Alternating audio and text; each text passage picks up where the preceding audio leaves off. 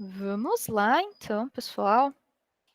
Falar sobre funções. Então, temos aqui 22 pessoas, tá bom, tá ótimo. Considerando principalmente que vocês vão ter prova na quinta-feira, tá? Vamos lá, então, ver o que são funções, para que a gente pode usar elas, o que é legal. Certo. Então, a ideia é assim.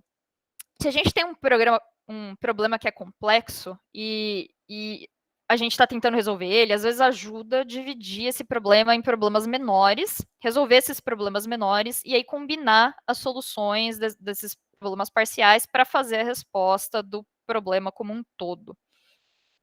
Então, ajuda bastante essa ideia de, eu vou pegar, eu estou vendo aqui que eu tenho um problema, eu tenho que fazer várias coisas aqui, então se eu pegar e fizer cada tarefa e dividir isso em códigos menores, fica mais fácil para eu organizar o meu programa, para as pessoas entenderem o que o meu programa faz, né? Porque se você tem um programa enorme, assim, com sei lá, 100 linhas, 200 linhas, 500 linhas, e tá tudo ali no meio, a pessoa precisa, sei lá, ela quer achar o lugar que está incrementando um valor. Ela vai ter que olhar tudo aquilo ali, procurar ali no meio e começa a ficar difícil, sabe? Então, porque às vezes, por exemplo, às vezes o seu programa que você fez tem um erro, mas aí você passa ele para outra pessoa e essa outra pessoa tem que arrumar o erro que está no seu programa, porque você estava ali na empresa, você saiu da empresa e outra pessoa precisa agora arrumar aquilo ali. E aí a pessoa tem que achar o que você fez e fica complicado, sabe? Se ela precisa mudar alguma coisa que você fez, às vezes imagina, você tinha um pedaço de código e aí tinha um erro e você copiou e colou ele em vários lugares no seu programa, então a pessoa vai ter que achar todos os lugares que você tem aquele código para arrumar o erro. Então a coisa começa a ficar um pouco mais complicada à medida que a gente vai aumentando a dificuldade dos problemas que o programa está tentando resolver. E aí que entram funções para tentar dar uma ajuda. Uma função é um grupo, é um conjunto de comandos que vão ser executados. Então, assim, a ideia é que você dá um nome para aquele bloquinho de comandos, e aí quando você chamar esse nome, ele vai executar aquele bloquinho de comandos.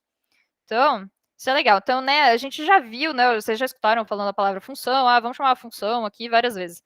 Então, que nem, por exemplo, a gente tinha visto, tem range, sum, min, len, tudo isso aí são funções. Alguém pegou e implementou um código que calcula o número de elementos numa lista. Você não precisa implementar esse código de novo, você simplesmente chama, né, você chama esse nome len é o nome daquele bloquinho de códigos que faz essa conta para você, e aí você tem o resultado. Então, né, vamos aprender como que eu faço para fazer a minha própria função. Então, aqui, né, essa é a grande questão. Por que eu vou usar funções? Meus programas já estão funcionando do jeito que está, não quero. Então vamos ver aqui quais que são algumas coisas que eu posso fazer para... Né, por que eu preciso dessas funções? Por que é bom usar essas funções? Então, é aquilo que eu falei, né? À medida que o seu bloco de código começa a crescer muito, vai ficando difícil de entender o que está acontecendo ali, né? Você tem que colocar muito comentário, a pessoa tem que procurar em tudo, e aí começa a ficar difícil. Então, se você dividir o seu programa em bloquinhos menores, fica bem mais fácil de entender o que está acontecendo. Outra coisa é você, de fato, separar uma funcionalidade do resto do programa. Então, imagina que você tem ali uma função que chama, sei lá, calcula MMC, que nem vocês vão ter um exercício no final da aula. E aí aquele bloquinho ali pega e faz esse cálculo da MMC. Se você quiser, se precisar usar para isso em algum lugar, você simplesmente vai chamar esse nome calcula MMC. Opa, bom dia. E aí, chamando esse nome, você vai executar aquele código ali. E aí, você não necessariamente precisa colocar aquele código grande dentro daquele ponto ali do seu programa. Você só vai colocar aquela chamada e a pessoa vai entender, esse passo aqui é calcular o MMC. Ela não precisa nem se preocupar com como você está fazendo para calcular. Outra coisa é reaproveitar código, né? Isso que eu falei. Às vezes você fez um código ali e você precisa exatamente daquele código em vários lugares do seu programa. Então aí você pega e copia e cola em vários lugares. Se você tem uma função que faz aquilo, ao invés de ficar copiando e colando o seu código, você pode chamar a função em todos esses lugares. E aí, se você depois pensa assim, não, pensei em um jeito melhor de fazer aquilo, ao invés de ter que pegar e procurar todos os lugares que está aquilo no seu código, você só muda a função, que aí todos os lugares estão chamando ela, vão fazer do jeito novo. Bom dia. Vão fazer do jeito novo que você fez agora. Então, isso daí é super útil, você não ter que copiar e colar o código várias vezes. E tem aquela questão que eu falei também, assim, né, que se tem um erro naquilo ali, né, você e você copiou e colou em vários lugares, às vezes você está procurando ali para corrigir o erro, mas você esqueceu de um dos lugares. Então aí seu programa fica, que ele está falando aqui, inconsistente, né? Porque aí naquele lugar você esqueceu de mexer, só aquele lugar vai ter um erro, e aí você vai pensar, nossa, mas eu arrumei, aí você esqueceu um, sabe? Então, programas, à medida que eles vão ficando muito grandes, o resumo da situação aqui se vai ficando muito grande, ajuda demais você separar ele em partezinhas pequenas para você entender o que está acontecendo. Então, tá. Então, vamos ver aqui como que a gente faz para definir a tal da função. Existe essa palavra reservada aqui, def, e aí você pega e coloca o nome da função. Então, que nem, por exemplo, essa função aqui chama imprime mensagem.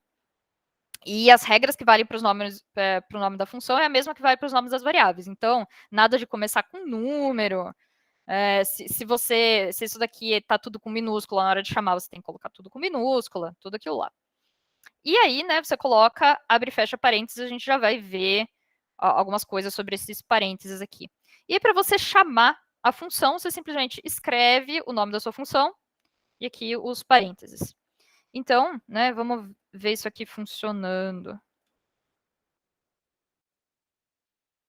Então, tem aqui def função. Não, pera aqui, pronto. Aqui lá. E vejam aqui, né, que eu coloco tudo que está dentro da função, eu coloco aqui indentado dentro da função. Então, ó, vejam que ele veio aqui, ele rodou esse comando imprimir mensagem, esse comando imprimir mensagem chama o que tem aqui e executa esses comandos. Se eu pegar e colocar um outro comando aqui, ó, print, outro print,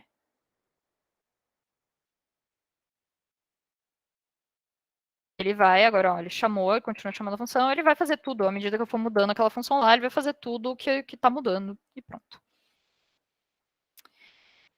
E aí fica uma observação aqui, né, que se eu não tiver já definido a função na hora que eu chamar ela, o Python reclama. Então, a gente vai aprender um jeito de dar uma contornada nisso para vocês poderem colocar as funções na ordem que vocês quiserem, mas para o final da aula eu vou falar isso. Mas, nesse momento, né, preste atenção, que é tipo mais ou menos que nem uma variável, sabe? Eu tentei chamar imprimir mensagem antes de eu falar para o Python o que é imprimir mensagem. Então, ele vai falar, não, imprimir mensagem não está definido, eu não sei o que é isso, ele não vai conseguir executar. Então, vejam aqui que quando eu coloquei ele executou, eu defini imprimir mensagem e depois eu chamei imprimir mensagem. Certo.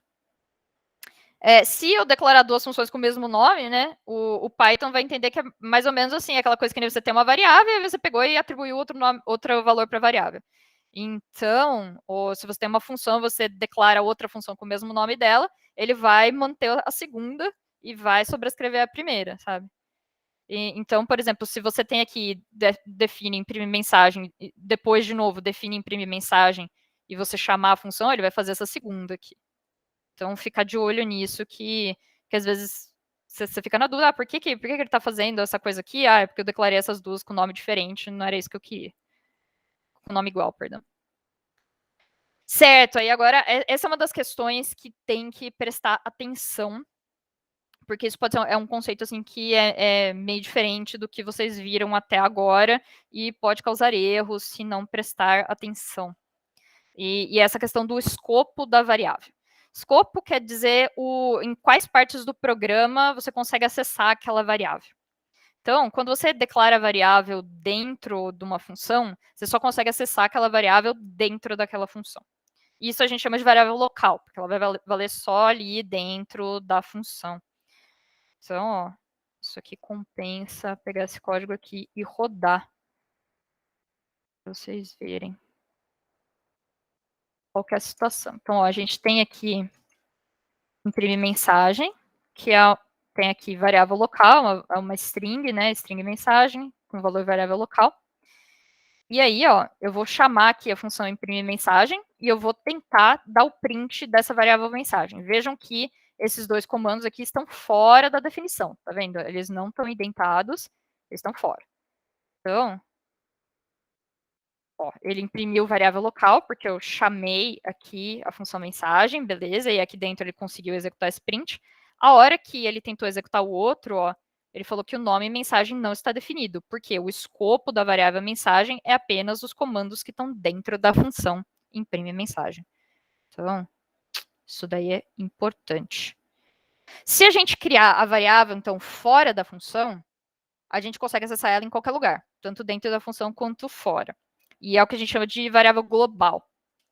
Então, veja aqui se eu pegar essa mensagem aqui e declarar aqui, ó, variável global. E agora vejam que só tem um único comando dentro da função imprime mensagem. E aqui eu estou chamando essa função e estou dando print daquela variável. Agora sim, ó, ele deu esse print aqui dentro de imprimir mensagem, e esse print aqui, o escopo da variável era global, então ele conseguiu acessar ela também. Certo. E agora, né, vem o negócio. O que acontece se eu tiver uma variável com o mesmo nome, uma variável global e uma variável local, exatamente com o mesmo nome? Você pode fazer isso se você quiser. A variável local vai esconder a variável global dentro da função. Então, ó, vamos olhar com calma para esse código aqui.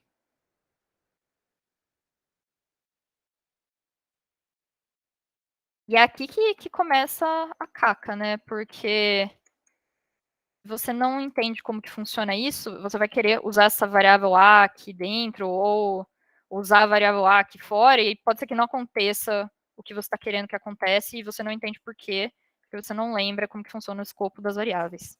Então, tomar cuidado com isso. Então, veja aqui que a gente declarou uma variável global A, com valor 1. A gente tem a função def, que declara uma variável local A com valor 5. Damos print desse A. E aqui nós estamos chamando a função imprime, certo? Essa função aqui, e estamos dando print do A. Então, ó, esse A que está aqui é o A local. Esse A que está aqui é o A global. Então, veja que ele imprimiu 5 e ele imprimiu 1, porque ele chamou a função imprime, esse print aqui imprime 5, ele chamou o print de A, ele vai imprimir o 1. Então, eu fiz aqui algumas enquetes para vocês pensarem sobre algumas questões. Vamos lá. Certo. Então, ó, vamos para a primeira pergunta. Eu tenho aqui uma função chamada incrementa, e aí eu vou fazer A recebe A mais 1, da print de A, e aí eu vou chamar a função incrementa, e eu também tenho essa variável aqui, A1, A recebe 1, global. Então, lancei aqui a enquete para vocês, qual vai ser o resultado desse código? O que vai acontecer com isso aqui? Não se preocupem se vocês não souberem, não fizerem a menor ideia. Pensem assim, o que vocês acham que faz sentido aqui. E não deixem de responder, porque é uma oportunidade para vocês assim, né, darem uma esticada, eu parar de ficar falando das coisas que estão aqui. Vocês pensarem um pouco para dar uma acordada. Esse negócio de variável local e global é bem útil, sim. Então, exatamente, sabe? E é legal, às vezes, que você precisa de algumas variáveis para resolver aquele problema ali, mas você não precisa para o resto do seu programa, sabe? Então, aí você declara como uma variável local dentro da função, usa ali porque você precisa usar, e aí depois você não precisa para o resto do seu programa, você esquece aquelas variáveis lá. E às vezes, assim, tem várias partes do seu problema que precisam de uma variável que se chama, sei lá, números. Aí você pode, em cada função, ter uma variável números, e para cada uma elas vão fazer as coisinhas diferentes. E você não precisa se preocupar de, será que eu iniciei, né? Porque o que pode acontecer é aquela coisa, né? Imagina que você tinha aqui uma variável números com 0, aí você tinha, sei lá, um for aqui que fazia alguma coisa e mexia em números. E aí depois aqui você tinha outro for que faz uma coisa aqui, mexia em números, mas você achou que você esqueceu de reinicializar números, por exemplo, né? Você precisava ter reinicializado. Eu lembro que um dos exemplos que eu fiz com vocês aconteceu isso daí. Eu usei a variável com o mesmo nome e esqueci de reinicializar, e aí deu problema com isso daqui, uma coisa assim. Ou usei o J, alguma coisa assim, e depois tinha dado problema. Se você tivesse uma função aqui, né? Tivesse um def, função. E aí você tem isso aqui, e aí no outro tem um def, função 2. Aí o Python iria reclamar que isso daqui não está inicializado a hora que eu tentasse, sei lá, se eu fizesse tipo números mais igual a 1, ele ia reclamar, ia falar, números não está inicializado. Eu ia perceber, opa, verdade, eu não coloquei números de 0 aqui. Pessoal, votem. Tô vendo aqui que tem algumas pessoas que se absteram. Não se abstenham. Vamos rodar esse código então e ver o que acontece com ele. Olha só. Então, a gente teve aqui, ficou bem dividida a resposta entre 2 e erro. E particularmente, eu achei inesperado isso daí. Eu achei inesperado. Por quê? Ele reclama que eu estou usando a variável local A antes de atribuir para ela, né? Porque, de fato, eu estou aqui, né? Eu estou incrementando o valor dessa variável A. Então, qual que é o negócio aqui, né? Como o Python não tem declaração, assim, tipada, explícita com algumas linguagens você tem aqui, né, que você declara uma variável, que, por exemplo, em C você faria tipo int a, e aí você iria usar aqui. Então, mas no Python não. No Python, quando você está usando a variável aqui, você está declarando ela. Então, o que acontece é que você criou uma variável local chamada a, e aí você está tentando fazer uma operação com ela antes de fato, você dar um valor para esse a. Então, se você fizesse aqui a recebe 0, aí sim ele ia ficar feliz, porque ele sabe que o a está com 0. Então, ele não vai pegar da primeira vez que você usou, colocar o global e aí atribuir para o local. Ele não faz isso, não. Ele vai achar que isso daí é local sempre e aí fica essa coisa aqui desse jeito. Peraí, então eu já vou atender o pessoal que levantou a mão. Tem uma pergunta aqui. Se eu chamar de B, vai funcionar? Se eu fizesse isso daqui, B, recebe B, não funciona também. Porque... Não. Trocar só um de B, né? Trocar o outro, né? Esse B e o outro mantém o A. Funcionaria? Você tá pensando em, tipo, fazer B igual então, a, alguma coisa assim? Não, é que a questão é a seguinte, daí né? B Se eu não igual a estou mesmo. redeclarando o A aqui dentro, né? Aí eu não tenho um A local para esconder o A global. Então aí, ó, isso daqui funcionou, porque como não está redeclarando o A local, ele vai usar o A global. Então aí sim. E se eu colocar um print A, aí também vai imprimir Vai... um 1, né? Isso, aí ele pega o global, porque o único lugar que existe esse nome é o global. Ah, tá, entendi. Obrigado. Tá, aí eu vi que a Eugênia estava com a mão levantada também. Não, era mais isso mesmo, porque eu ia perguntar se eu conseguia acessar a variável global ou se o problema era só na atribuição, mas... Tá. Não. Você consegue acessar a variável global em qualquer lugar. O único problema que tinha ali realmente é que a partir do momento que existe o nome A na sua função, né, local, ele vai assumir que isso daqui é local e vai ser sempre local, vai ser sempre o A local. Então, aí a gente viu aqui que se eu mudasse para B, né, aí não tem mais esse problema que eu não estou declarando um B global. Tá, calma aí, Beatriz, que eu acho que eu tinha mais uma pergunta aqui. Como que eu transferiria o valor para dentro da função? Já vamos ver isso a seguir, então. Cícero, segura aí um pouco.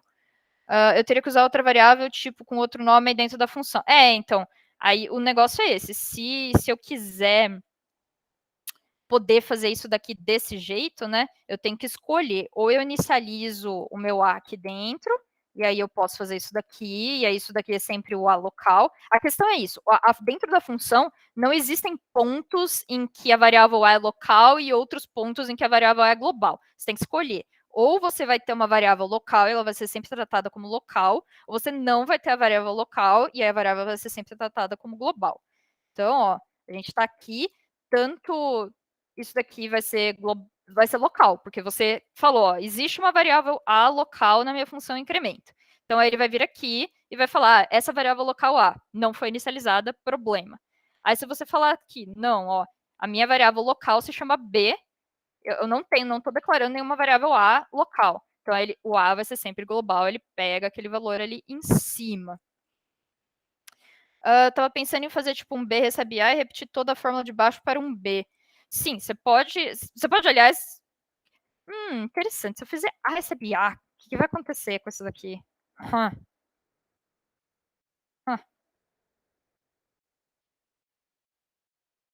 Ah, legal, ó, ele reclamou. Tá vendo? Então, ó, eu não posso fazer A recebe A, mas eu posso fazer B recebe A e aí eu faço tudo com B. Isso sim. Né? Eu achei que A recebe A talvez iria fazer uma passada aqui, mas não fez. Ele realmente, assim, ou variável local ou variável global. Não existe, não dá para burlar.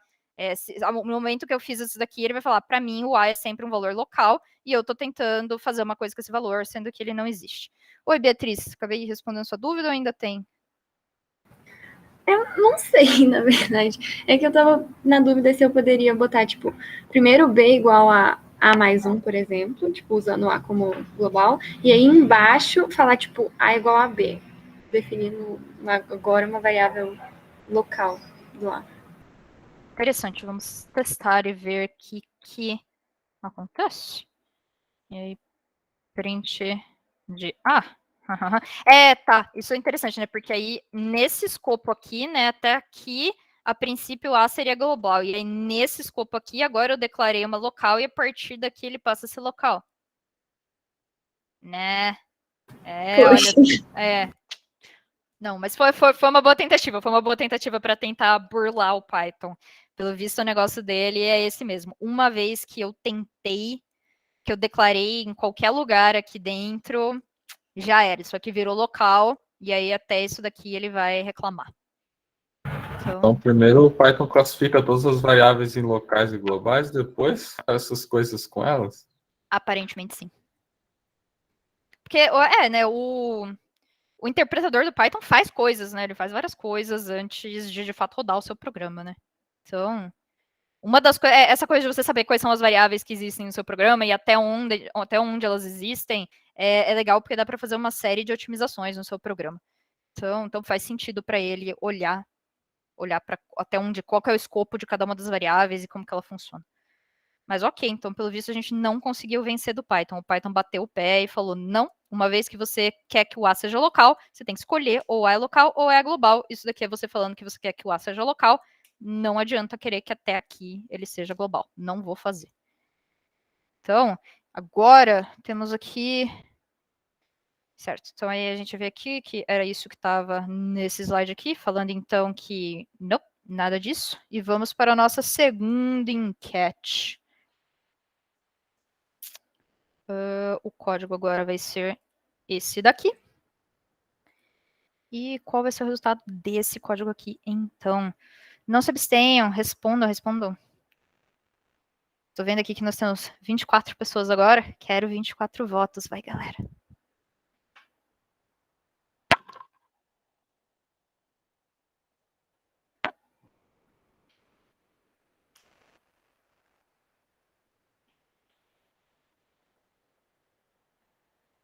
Enquanto isso, eu mostro aqui a minha caneca de Snoopy para os que já terminaram. O Snoopy andando de patins.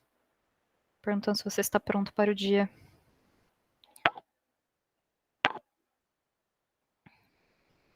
Ela é um conjuntinho. Outro dia eu trago a do Woodstock. Tem uma azulzinha do Woodstock.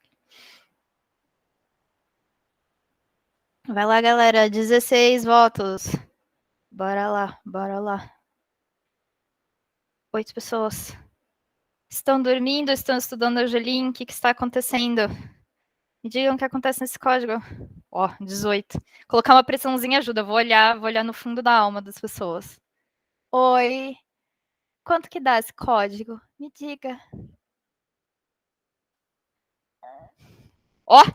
Veio mais 2 votos, hein? Tá, funciona botar pressão. A pessoa vê assim, tipo, tô olhando para você mesmo, você aí que tá assistindo a aula, você aí, possivelmente no futuro, me diga qual é a resposta desse código. Vem pra biometria. Legal. Então, vamos fechar aqui, então, com o 21. Vamos ver o que acontece com esse cara aqui. Certo, 13 e 1 foi a nossa opção mais votada mesmo. Vamos ver por que que é 13 e é 1. Então, nós temos aqui a nossa variável global A. Nós temos aqui a nossa variável local A, ok? Então, ó, chamei a função incrementa. A função incrementa vai vir aqui. A vai receber 12. Vou incrementar o A local. E peguei e imprimi aqui 13, certo? Então, aqui dentro eu estou trabalhando com o meu A local. E, como existe um A local, não estou mexendo com o A global. O A global fica quietinho ali no cantinho dele. Estou aqui, isso daqui é tudo no local, não mexi no A global. Então, aí a hora que eu desse print de A, o A global continuou com 1. Então, fez sentido aí para o pessoal que respondeu 13 e 2, por que que ele não mexeu no A global?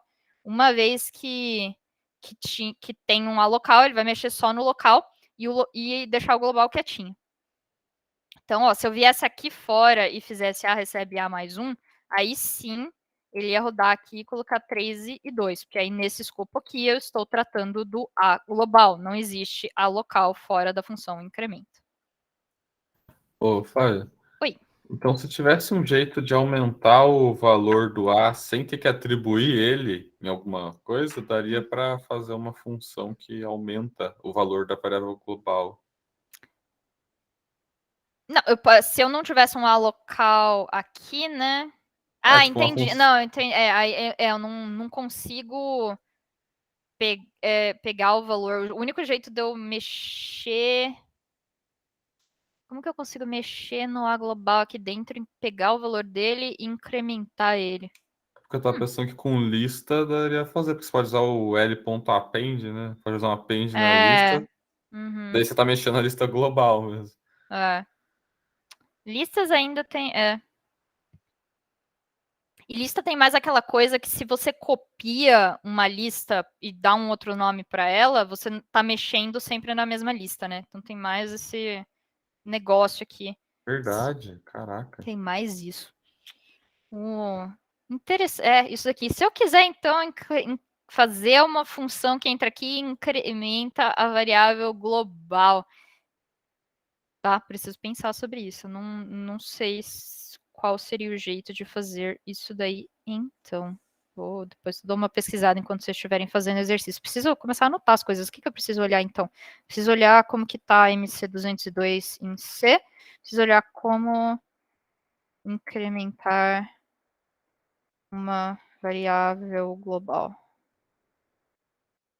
Global dentro da função. Ok. Vamos, então, eu acredito, deixa eu ver se agora já é a hora da terceira enquete. Hoje eu tô cheia das enquetes. Eu acredito que sim. Vamos lá, então, ver a nossa terceira pergunta. Ah, não, terceira pergunta é mais para frente. Então, vamos continuar aqui. Fala sobre argumentos, porque eu vi que tinha ali um argumento naquela, então vocês precisam saber primeiro o que é um argumento antes de eu perguntar para vocês sobre argumentos. Então, isso tem a ver com aquela pergunta que o Cícero tinha feito, né? Tipo, como que eu passo um valor para a função? Então, certo.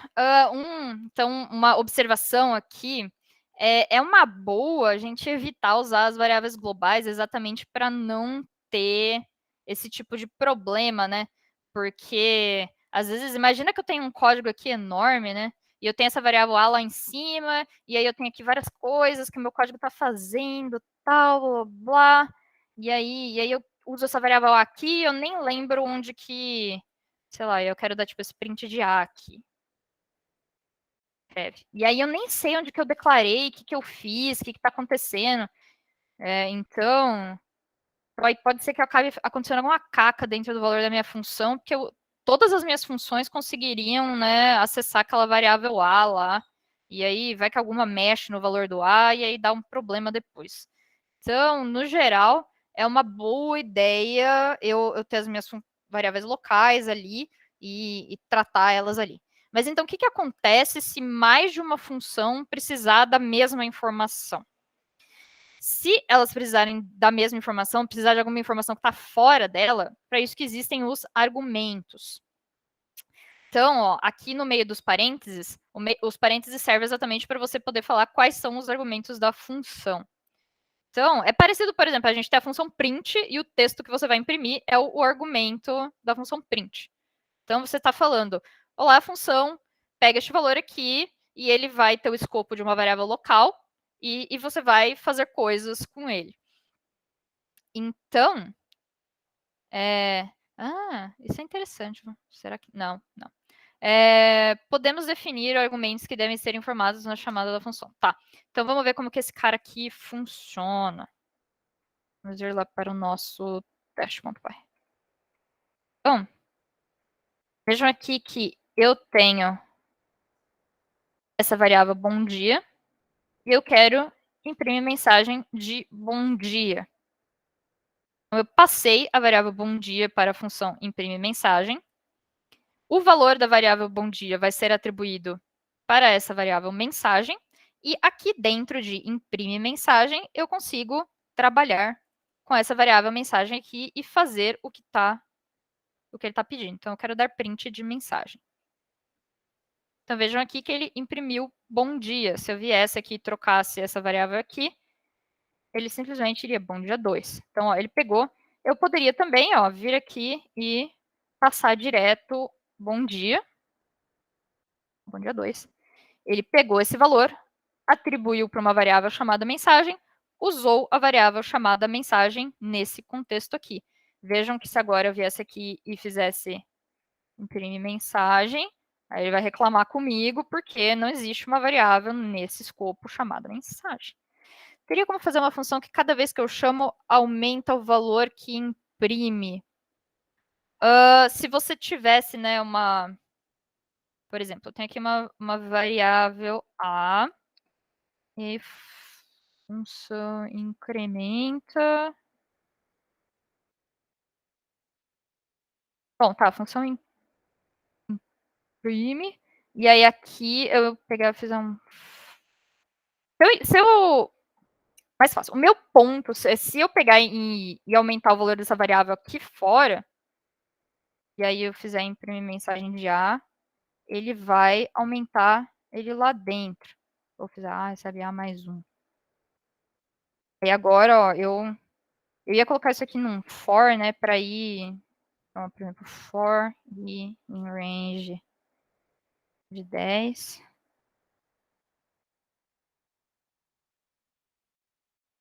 E aí eu imprimo mensagem.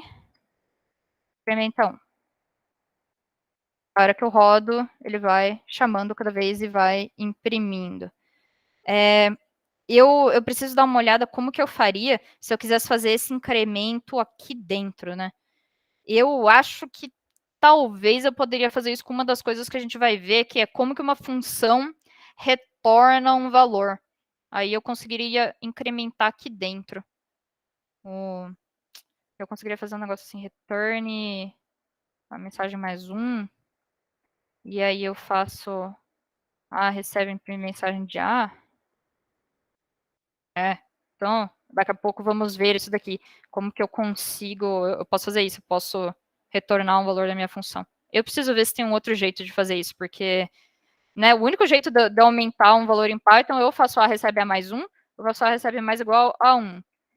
E aí, todas as vezes que eu faço isso, ele entende que eu estou declarando uma variável local A e não vai mexer na minha variável global. Então, para ele incrementar a variável, eu estou achando que talvez o único jeito seja fazer assim. Quando vocês estiverem fazendo o exercício, eu procuro. Fez sentido isso aqui, Beatriz? Tá, beleza. Então, ok. Então, lembrando, o escopo dos argumentos é o mesmo escopo de uma variável local. E aí tem algumas coisinhas legais, né, que a gente consegue fazer com os argumentos. O Python é bem flexível com os argumentos. Então, por exemplo, aqui a gente pode chamar essa função imprime soma, passando os números 2 e 3. Ele vai vir aqui, tem esse número x que vai ser o 2, tem o número y que vai ser o 3. E aí ele vai fazer print de 2 mais 3. Se eu passar strings para ele, ele vai pegar aqui e vai concatenar essas duas strings e imprimir 23. Lembrando que o Python não sabe somar um inteiro com uma string, então se eu passar x recebe 2 e y recebe 3, ele vai reclamar comigo porque eu tentei somar um inteiro com uma string. Então, o que ele faz ele vai respectivamente colocando os valores que você passar aqui na ordem para as variáveis que estão aqui nos argumentos. E para você ter vários argumentos, você só vai colocando a vírgula e vai colocando o nome dos argumentos que você quer. E aí você vem aqui e escreve nessa mesma ordem os valores que você quer atribuir para cada um desses argumentos. A gente pode também pegar e atribuir um valor explicitamente para um dos argumentos, né? Então, vejam aqui, né? Eu tenho essa imprime subtração com x e y. Então, eu posso chamar imprime subtração 1, 4, e aí ele vai pegar e vai colocar o 1 no x e vai colocar o 4 no y. Se eu chamar imprime subtração de 1, y igual a 4, ele vai forçar aqui que o y vai receber o 4. Então, por exemplo, né, eu quero colocar em outra ordem, eu não quero colocar primeiro x. Então, você pode vir aqui e escrever y igual a 1, x igual a 4. Então, aí ele vai vir aqui, vai colocar o y igual a 1, e vai colocar o x igual a 4. Mas, a única coisa que o Python não te deixa fazer é você primeiro atribui explicitamente e depois você quer colocar números sem atribuir explicitamente. Ele vai ficar confuso, ele não vai saber direito, né? Imagina que tivesse uma variável z aqui, e aí você colocou um 4, ele não ia saber se você quer colocar o 4 no x ou o 4 no z.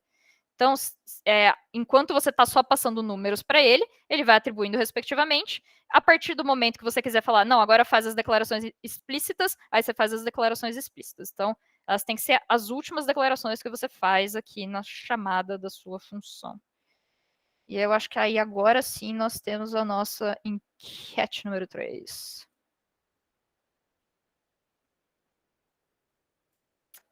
Então, vamos lá. Qual é o resultado desse código aqui? Uma coisa um pouquinho diferente. Vamos ver o que vocês acham que isso daqui faz.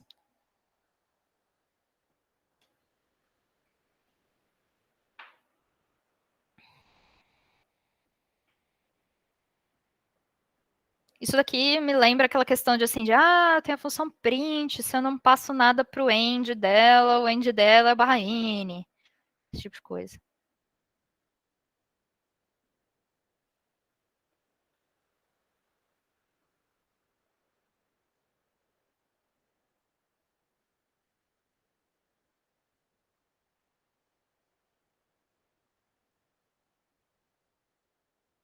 Não tem problema, se vocês não tiverem ideia, a gente vai falar sobre isso agora, daqui a pouco. Então, não, se tá na dúvida, veja aí mais ou menos o que você acha que faz sentido, né? Tem várias coisas, né, que podem ser tal. O único que... Porque, a gente tem aqui, né, eu tô com essa função imprime soma, ela espera 2 argumentos. Aí aqui eu tô passando um argumento só, o que será que ele vai fazer com o y nesse caso? Aqui eu tô passando 2, o que será que ele vai fazer com o y? Aí nesse caso aqui, o valor que eu tô passando para y é diferente desse aqui, então qual que o Python vai escolher? Tchan, tchan, tchan, tchan.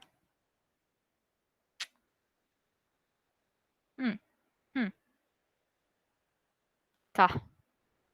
Se você colocasse erro, a pessoa ia escolher erro, né? Sempre que eu coloco erro, a resposta é erro. Não necessariamente, às vezes eu coloco erro, a resposta não é erro. Tá. Vamos, então, rodar este código e ver o que acontece. Deu 1, 1, 3. Ficou bem dividido entre 1, 1, 3 e 1, 1, 1. Então, vamos ver como é que funciona essa história aqui de eu ter um valor padrão atribuído para o meu argumento. Então, tá. Então, primeira coisa aqui, né, tem essa observação. Se eu não passar o número correto de argumentos para a função, aí sim dá erro. Porque o que acontece, né? Eu tenho essa função imprime soma, que está esperando um x e um y. Se eu passar um valor só, ela vai reclamar, porque ela está esperando que você passe um valor para x e um valor para y. Então, ele vai falar que está faltando um argumento. Se você passar 3 argumentos também, ele vai ficar bravo. Ele vai falar, não, a função é de 2 argumentos e você passou 3 argumentos. Não é isso que é para você fazer. É para você passar o mesmo número de argumentos que o número de argumentos que ele está esperando. Então, aí, como que eu consigo fazer essa coisa mágica aqui, fazer não dar erro? Essa ideia aqui de valor padrão. se eu já tenho um valor padrão para minha variável e eu não passo valor nenhum, o que ele vai fazer é assumir, então, eu passei esse 1 aqui, o y tem o valor padrão 0, então vamos trabalhar com o valor 0. Já que você não me falou qual que é o valor que você quer para y, eu vou usar o meu valor padrão, que é 0. Então, nesse ponto aqui, todo mundo parece que estava meio de acordo que o primeiro valor seria 1.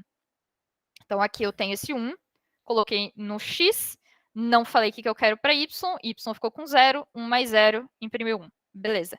E aí, nesse caso aqui, né, beleza, o x está com 1, o y está com 0, não tenho briga de valores, porque os dois estão concordando aqui que o y é 0, então aí é 1 também. Mas aí veio a discordância, né? O que acontece nesse caso aqui? Ele fica com o valor padrão dele ou ele fica com o valor que eu passei? Ele fica com o valor que você passou, porque você está falando, eu quero que o y seja 2. Então aí sim ele sabe, bom, se você quer que seja 2, então vai ser 2. Ele só ficaria com 0 no caso de você não falar o que você quer para o y.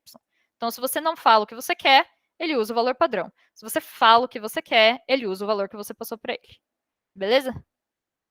Professor, então, assim que faz aqueles negócios do range, daí, se você não especificar o começo, ele considera que é 0, essas coisas. Então, exatamente. Tipo, o print é o exemplo que é o mais honesto. Se você vem aqui e dá um print, oi, o end dele por padrão é isso aqui, né? O CEP dele por padrão é espaço, né? Então, tem esses valores aqui que são os valores padrão, e se você não passa nada, ele usa. Mas aí, se você viesse aqui e falasse para ele que você quer que o end é vazio, aí ele faz o que você quer. Então, sim, todas essas funções essa mesma ideia aí de, tipo, se você fala para ele o que você quer, ele faz o que você quer. Se não, aí ele vai redefinir o range para começar num. Então, quando você faz o range, né, era start, stop, step, né? Então, se você fizesse, tipo, start, isso aqui, e aí não coloca o stop. Isso daqui faz o que você tá querendo, não? Do range, aí você coloca o stop, sei lá, 10, aí ele vai imprimir do 1 até o 9, né?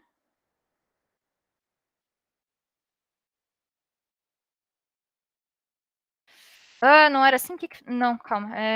Range é vírgula. Né? Ele imprimiu... Peraí.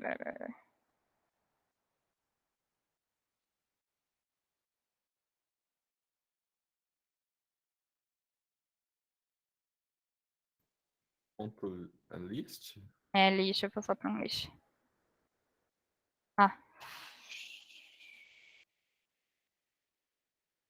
Agora foi. Então. Então dá para redefinir o start do range, sim. Esse aqui é o stop, esse aqui é o start. Se você não passar nada, ele assume que o start é 0. Mas se você passar, aí ele sabe o que você quer. Tá bom. Oh, meu Deus do céu, ainda temos várias coisas para ver. Vamos ver aqui. Ok, então a gente viu esse esquema aqui, que quando a gente passa quando a gente passa as atribuições, ele faz, quando a gente não passa, ele pega o valor padrão.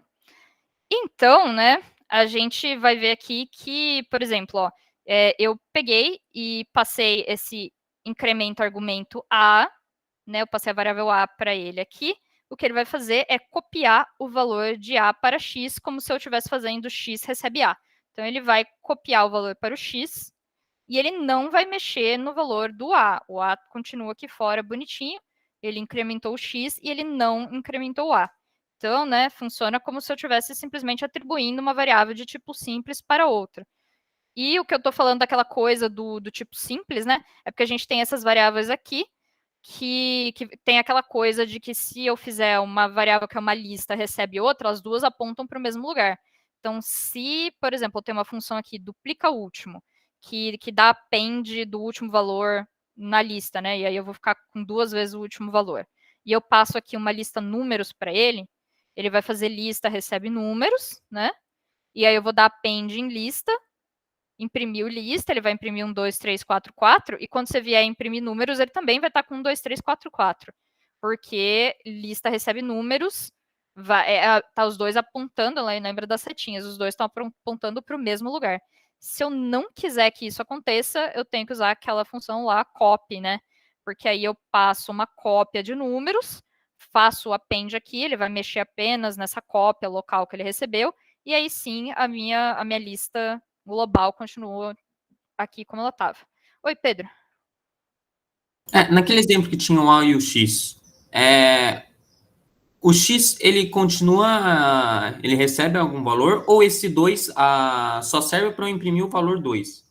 Tipo, eu não Não. consigo fazer nada com essa função, a não ser eu imprimir 2, né? Não, o X vai receber o valor que está em A, porque você chamou incremento argumento e passou A para ele. Então, o Então, valor... mas se eu der um print X fora da função, não vai acontecer nada, né? Porque você não definiu uma variável global, né? Vai dar erro falar que não existe aqui nesse escopo, não existe a variável X. Ela só existe aqui dentro. Tá, entendi. Obrigado. Beleza.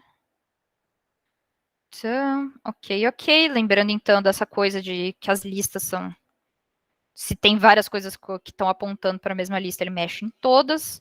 Tem que usar copy. Isso daqui, né, tem a maior cara de coisa que vai dar erros, né? Você passa aqui um valor que é um int para a função, ele não mexe no seu int, mas você passa numa lista, ele mexe na sua lista. Então, sempre ficar de olho aqui nessa coisa das listas. E dicionários também, né? Eu falo listas, mas listas e dicionários, eles são aqueles objetos mutáveis, lá, estruturas mutáveis, então fique de olho se você passar uma lista ou um dicionário para a sua função. E aí tem aquela coisa do valor de retorno que eu tinha falado para vocês, né?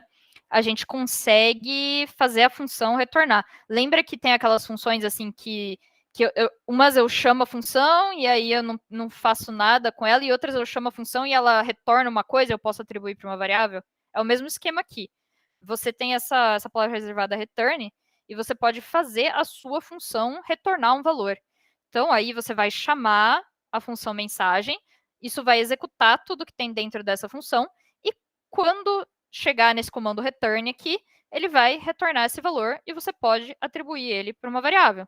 Então, por exemplo, aqui a gente tem essa função mensagem, que dá return nessa string mais uma função, e aí eu atribuo o retorno dessa função mensagem para a variável x. A hora que eu der print do x e do len de x, ele imprimiu aqui mais uma função 15. Então, a gente tem esse esquema aqui que a gente pode usar para fazer algumas coisas. Veja que se eu quiser retornar mais de um valor, o que eu posso fazer é retornar uma tupla, né? Então, por exemplo, eu tenho uma função soma e subtração, e eu quero retornar tanto x mais y quanto x menos y. Eu posso retornar uma tupla, que a primeira posição é x mais y, e a segunda é x menos y. E aí tem aquele esquema bonitinho, né, de que quando eu sei quantos valores vão ser retornados, eu posso pegar e colocar as variáveis aqui, e ele já vai atribuir respectivamente, né? Então, ó, chamo soma e subtração de 4, 1, x vai estar com 4, y vai estar com 1, ele vai criar uma tupla que na primeira posição tem 4 mais 1, 5, na segunda posição tem 4 menos 1, 3. Então, aí eu retornei essa tupla, essa função, essa chamada, vai pegar e vai atribuir essa tupla para soma e subtração. Ele vai colocar, então, esse primeiro valor aqui em soma, vai colocar esse segundo valor aqui em subtração, e aí eu consigo dar um print dessas variáveis aqui, e ele vai imprimir para mim 5 e 3. Então, à medida que vocês forem usando isso daí, vocês vão pegar melhor o esquema, mas no geral eu acho que o mais comum é retornar um valor só. Acredito eu. Certo, então a gente pode, né, não colocar o comando return. Vocês viram que até agora eu não tinha colocado o comando return em nenhum lugar. E aí o que vai acontecer é que simplesmente não vai retornar nada aquela função, né? Então são aquelas funções que eu posso chamar, elas fazem uma coisa e eu não preciso pensar no valor de retorno dela.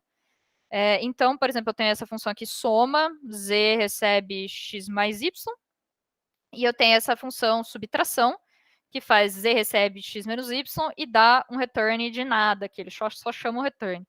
Então, ó, a gente vê que nesses dois casos, se eu tentar atribuir a chamada dessa função para uma variável, o valor que ele vai colocar é aquela palavra reservada lá, none, né? Lembra que o none fica laranjinha aqui. Então, que acontece é isso daí. Esse valor não tem valor de retorno. Esse daqui porque eu não coloquei a palavra return, e esse daqui porque eu coloquei return vazio. Oi, Eugênio. Flávia, tipo assim, esse caso de não colocar return e ele devolver o nome, é só se, tipo assim, eu não colocar nada pra ele fazer, tipo, nenhum print, nada disso. Só nesses casos? Então, ó. Não. São duas coisas diferentes. O que a função... Peraí. Surto. Vamos aqui para nossa abinha de teste.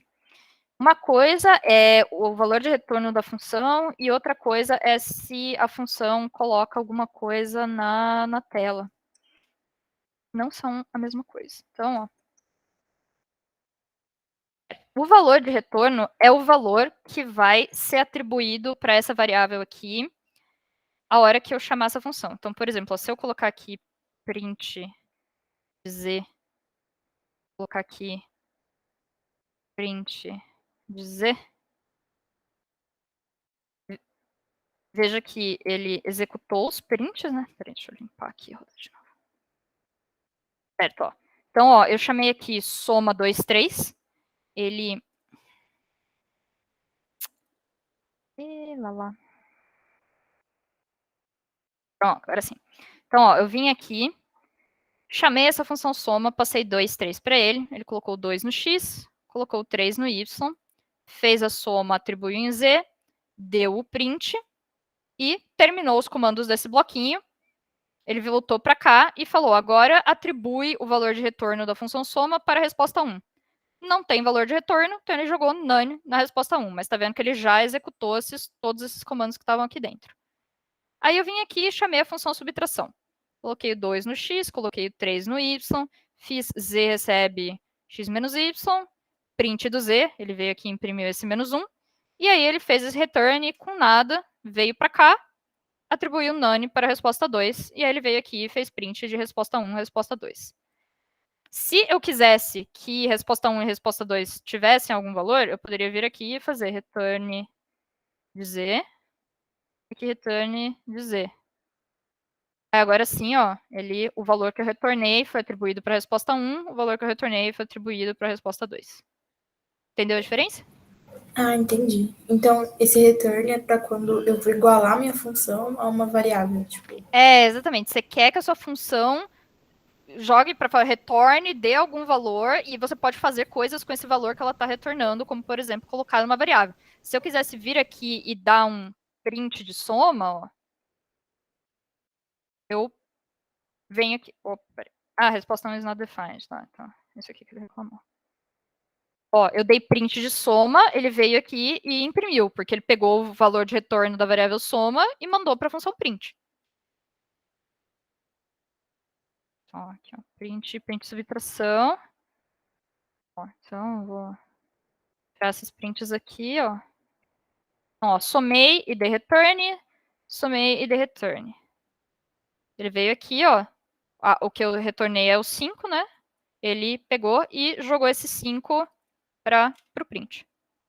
Então, isso daqui é basicamente, tipo, quando você terminar de executar a função, isso daqui vai ser substituído pelo valor que ela retornou. Então, entendeu? Agora eu entendi. Obrigada. Ok. Outra coisa aqui importante, quando você coloca o return, a função termina a execução dela. Então, se aparecer um return no meio aqui da sua função, que nem, por exemplo, eu tenho aqui esse return z e eu tenho depois um print. Ele não vai executar esse print. Uma vez que ela retornou, acabou. Ó, ele veio aqui, essa mensagem não será impressa. Então, e aí tem aquele exemplo que eu acabei de mostrar, ó, retorna a soma aqui, ele pega e joga isso para o print, ele vai imprimir o 5. E isso daqui ele não vai imprimir, porque uma vez que ele executa o return, ele sai da função. Então, se a gente tiver vários returns, né, então ele vai executar só o primeiro return, o primeiro return que ele entrar, o primeiro return que ele encontrar, ele vai executar. E aí, não... Ó, então, por exemplo, se eu tenho aqui um return z, eu tenho um return z mais 1. Ele vai executar esse aqui primeiro, e ó, não vai... Ó, imprimiu 5, 2 mais 3, ele não fez esse z mais 1. Se eu tirar esse return aqui, aí sim ele vai pegar, ó, retornou z mais 1. Se eu quisesse, eu poderia dar return, por exemplo, direto do x mais y. Return direto do return do x menos y. E aí, o que acontece? Ele entra aqui, vai fazer essa operação, vai retornar o resultado dela. Entra aqui, vai fazer essa operação, vai retornar o resultado dela. Então, aí eu venho aqui, 5 e menos 1. Então se a mensagem fosse impressa, aí seria, né, tipo, o que tá acontecendo? Mas não, aí, ó, oi. Nada feito, né? Retornei, retornar é retornar mesmo. Eu retornei o meu fluxo de execução para esse ponto aqui da chamada da função. Certo? E aí tenho aqui a função main, que é um jeito de a gente separar, assim, quais são os comandos, né, as chamadas das funções e, de fato, as funções. E também permite que a gente declare as funções na ordem que a gente quiser. E a gente, porque a gente vai ter aquele jeito que eu falei no começo, de tem um jeito de contornar isso para a gente poder declarar as funções na ordem que a gente quiser. O jeito de fazer isso é definindo essa função main, né, a função principal.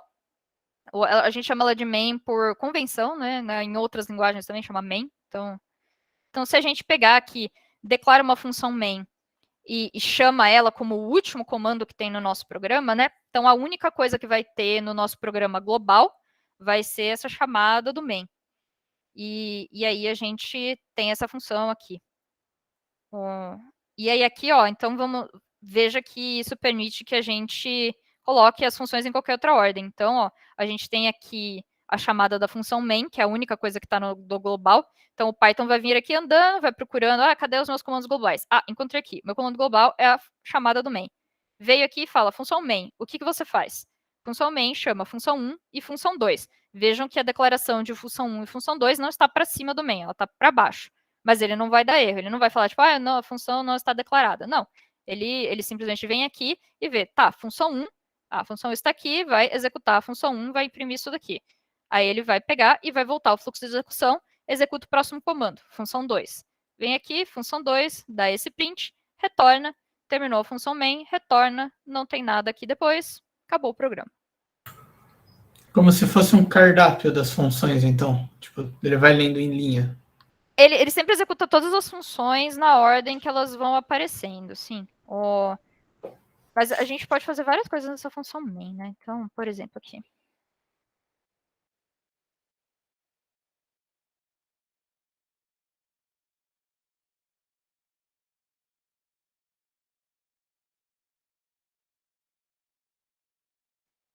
Então, ó, vamos, por exemplo, vir aqui e perguntar para o nosso usuário. A função func int input. Qual função você quer? O usuário vai digitar qual função ele quer, ele vai digitar 1 ou 2. Então, aí a gente faz aqui if func igual a 1.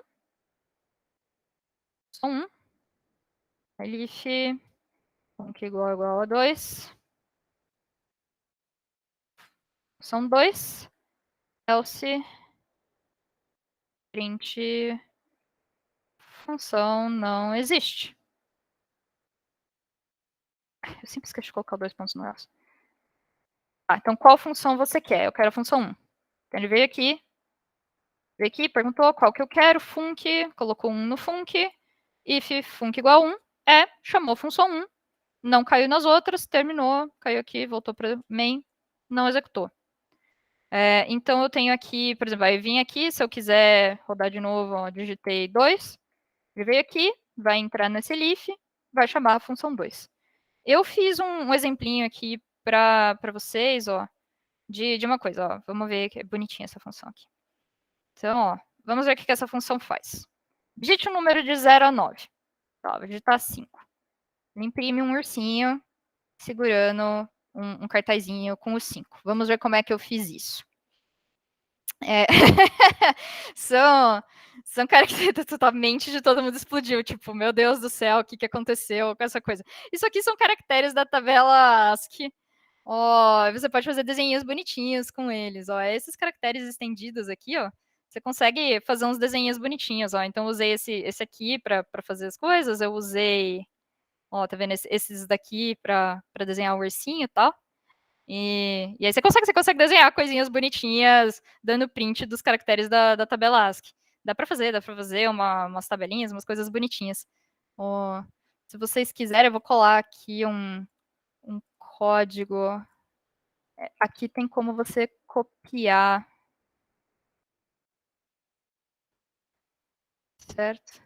Então, né, gente, eu peguei da internet esse ursinho aqui e tal, porque eu não tenho capacidade de desenhar esse ursinho aqui sozinha. Mas eu fiz esse código que imprime o número aqui, ó. Se eu rodar de novo, ó, qualquer número que você imprime, qualquer número que você digita, ó, quero imprimir um 9, ele vem aqui e imprime aqui o número, ó. Eu posso modificar o meu programa também, ó, por exemplo, se eu quisesse vir aqui e imprimir todos os números de até 9.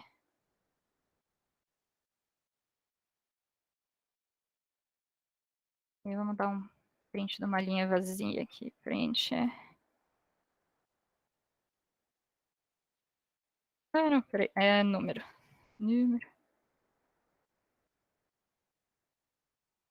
Aí sim, aí ele imprime aqui todos os ursinhos, ó, segurando os numerinhos deles. Olha só que bonitinho. Vamos ver, então, como que funciona isso daqui, né? O que eu fiz nesse meu programa? Eu peguei e criei 3 funções. Desenha urso cima, desenha urso meio e desenha urso baixo. Então, a função desenha urso cima, vamos ver, está declarada lá, ela pega e imprime ali a cabeça do ursinho. Então, ela vai ter esse print aqui, e ela vai imprimir essa parte aqui de cima, né, do ursinho que está segurando a tabela. E tem essa desenha urso baixo, né, que é imprimir esse finalzinho aqui da tabelinha que ele está segurando. Aí o tchan vem nessa função desenha urso meio. A função desenha urso meio, para cada uma dessas linhas, ela vai imprimir esse pedaço aqui, né, primeiro. Aí ela vai pegar e vai chamar a função desenha número, que vai imprimir isso daqui. E depois ela pega e imprime esse resto da linha aqui. E ele vai fazer isso 5 vezes, porque todos os meus números são 6 caracteres por 5 caracteres. Aí ele fica alinhadinho, bonitinho. Então aí ele vai repetir isso daqui, vai vir aqui, vai desenhar, chama a função desenha número para a próxima linha e imprime isso daqui. Ele vai fazer isso aqui 5 vezes. E vamos ver o que a função desenha número faz. A função desenha número tem um dicionário aqui dentro. Nesse dicionário, ele vai ter os números de 0 a 9, e ele tem uma lista de strings que é quais são os caracteres que vai ter na primeira, segunda, terceira, quarta, quinta linha do número. E aí eu venho aqui e dou um print, né, do número, né, ele vai vir aqui e vai acessar o dicionário, que nem, por exemplo, se o meu número é 5, eu vim aqui, ó, desenha número de número linha. Número é esse número aqui, que é esse número que eu passei aqui, ó. Então, chamei desenha número de número. Número é essa variável que eu tenho aqui, que está falando os números, está indo os números de 0 a 9. Então, por exemplo, quando eu estou na iteração aqui, que número é 5, ele vai passar 5 para desenha urso meio. Vai vir aqui, número está com 5. Então, por exemplo, ó, quero desenhar a linha 0 do número 5. Então, ele vai vir aqui, vai passar aqui o número é 5, a linha é 0. Ele vai vir aqui, número 5, linha 0. Vai olhar no meu dicionário, vai pegar o números de 5. Então, ele sabe que é essa entrada aqui, números de 5. Minha linha é 0. Então, ele vai ver aqui, ó, é essa primeira string que eu quero escrever. E aí, ele vem e escreve isso daqui na plaquinha. Aí, na próxima iteração, linha vai estar com 1, ele vai vir e vai escrever isso aqui na plaquinha. Na próxima iteração, linha vai estar com 2, ele vem e escreve isso daqui na plaquinha. Então, depois eu coloco esse código aí para vocês poderem brincar com os ursinhos. Mas vejam que assim, ficou bem organizadinho o meu programa, né? Se você olha aqui e vê, o que essa função faz, né? O que essa função main faz? Tá vendo? Eu tenho aqui o meu main, estou chamando o meu main como último comando do meu programa. E isso daqui faz, ó, desenha a parte de cima do urso, desenha a parte do meio com o número que eu estou querendo agora e desenha a parte de baixo. Então, ficou super fácil de entender que isso aqui funciona, né? Eu não preciso saber como que ele faz para desenhar a parte de cima do urso. Eu só falo, ó, desenha aí para mim a parte de cima. e quem se preocupa com o jeito que desenha a parte de cima é a função desenha versus cima. Oi, Pedro. A minha pergunta é se não tem problema eu ter, por exemplo, nessa desenha urso meio, ter utilizado uma função que eu ainda não defini, porque vai ter um main no final, certo? Exatamente, como eu tô chamando esse main aqui, e aí eu defino ele aqui, quando eu tenho esse esquema aqui, eu posso declarar em qualquer ordem que eu quiser, porque aí o Python só vai ver, existem todas essas funções aqui, beleza, e o único comando que ele tem mesmo, que ele tá chamando a princípio, é o main. Então, meio que a primeira coisa que o Python olha é se tem um main em algum lugar do seu código. Não, o Python vai pegar aqui e vai falar, cadê um comando? Def não é, def não é, def não é, def não é, def não é. Chamada da função main. Esse é o único comando que tem global do seu programa. Tá. E aí ele vai executar isso daqui. Eu poderia ter chamado assim, de principal. E aí vem aqui e chamei de principal. Não tem problema. Ele sabe também. Então, a sacada aqui é que o único comando que ele está executando é isso daqui. Então, os outros ele só vai falar, tipo, beleza, isso é um def, isso é um def, isso é um def, mas a única coisa que ele está chamando mesmo é principal, e aí nesse ponto aqui, principal já está declarado. Se eu viesse e chamasse principal aqui, aí ele ia reclamar comigo que ele não sabe o que principal é, tá vendo? E se esses comandos que estão dentro do principal você fizesse fora de uma função, também ia dar ruim, né? Se eu fizesse antes da declaração da função, aí ia dar ruim. Se eu viesse aqui, por exemplo, eu fizesse... Não, antes da função principal, eu digo. Se eu viesse e fizesse isso aqui desse jeito, como está tudo declarado para cima desse ponto, ele não vai reclamar. Tá vendo? Porque já está tudo declarado. Agora, se eu viesse e colocasse isso daqui aqui, aí ele reclama porque as funções não estão declaradas ainda. Tá. Mas então qual que é a função do main nesse código? Deixar o seu código organizado, a pessoa vai pegar e vai procurar. Se alguém tá lendo, sabe, é um jeito de organizar e você não ter que se preocupar com a ordem, sabe? Se você tem esse esquema de eu tenho uma função que chama as outras e faz as coisas, e aí aqui eu só tô chamando essa função, fica bem organizadinho e permite que você coloque as outras funções na ordem que você quiser. Oi, Vitor. Assim, acabou que já respondeu. Eu queria saber se o main era a palavra reservada ou se foi só você que definiu. Não, é só uma convenção. Aqui no slide está até falando que a gente que chama por convenção chama de main, mas não. Entendi.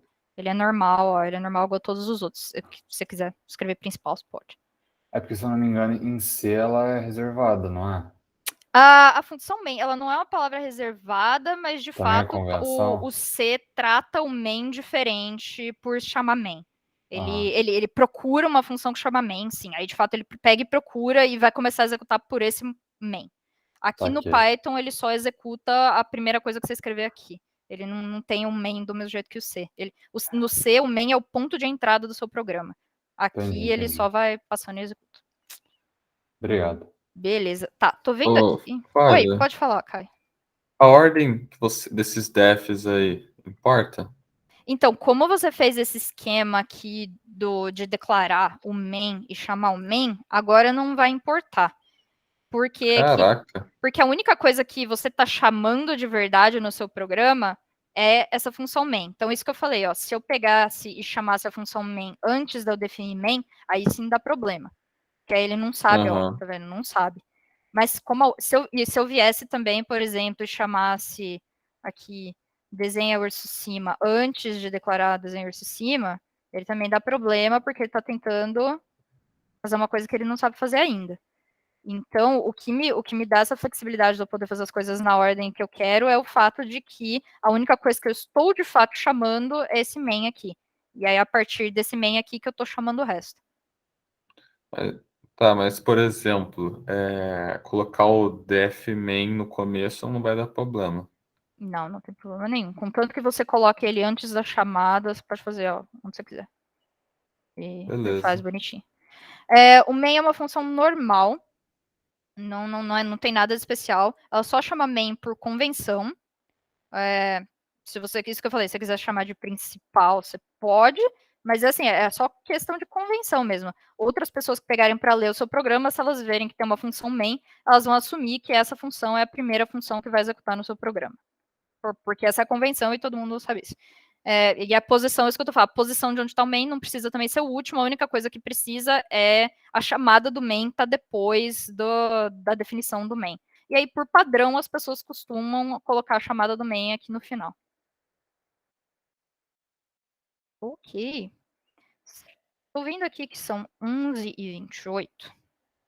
E eu acho que vocês precisam de meia hora para fazer os 2 exercícios.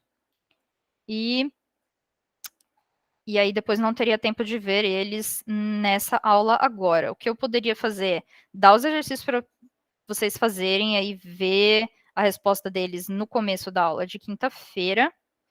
Eu posso dar um exercício de 15 minutos, mas ainda assim iria ficar apertado depois. Eu acho que então compensa fazer isso, então. Eu vou dar um tempinho. Vamos falar sobre esses exercícios agora. Dou um tempinho para vocês. A situação está a seguinte, ó. Qual que é... Ó. A única coisa que nós temos agora... Ah, tá, ele tem uns exemplos de número de função. Então, eu acho que eu vou passar esses exemplos para vocês aqui, e aí eu vou deixar os exercícios todos para a aula que vem. Porque aí vocês estão um pouco mais tranquilos, vai ser depois da prova e tal. E aí vocês veem esse certinho, e a gente retoma um pouquinho essa coisa de funções no começo da aula que vem e dá os exercícios para vocês fazerem, vocês fazem todos que vocês conseguirem ver. São 8 exercícios, 12 exercícios que tem.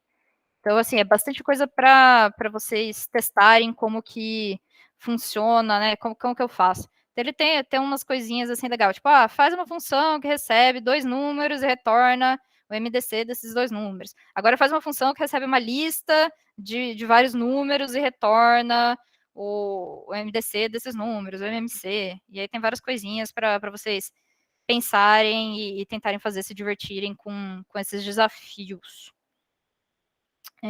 Então, vamos ver aqui mais exemplos de funções hoje, e aí vocês ficam com os exercícios para a aula que vem. Que aí a gente vê se a gente não termina muito tarde. Então, ó, vamos ver aqui esse exemplo de como testar se um número é primo ou não. Né, lembra que a gente já tinha visto aquela questão, isso a gente em alguma das aulas aí, a gente viu esse exemplo, né, que você ia testando se o número é divisível por um divisor, e você ia aumentando esse divisor, e aí se ele fosse divisível por um desses divisores dessa lista aqui, aí você falava que primo era false, e se não, primo era true, né. Então a gente tinha visto esse código que fazia isso daí. Então a gente tem aqui um número inteiro positivo, a gente começa com aquela flag falando que a princípio ele é. Aí o divisor, ó, vamos ver qual que é esse range aqui que ele está colocando, ó.